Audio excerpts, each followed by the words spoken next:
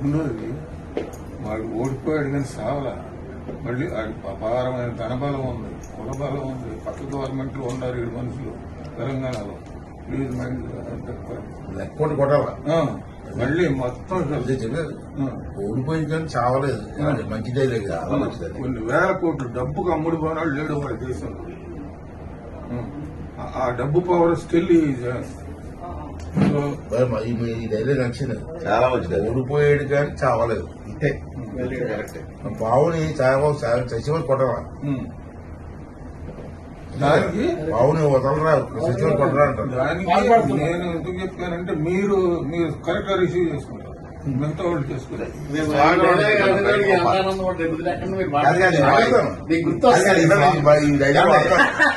ఈ స్వాగతం వాడాలి.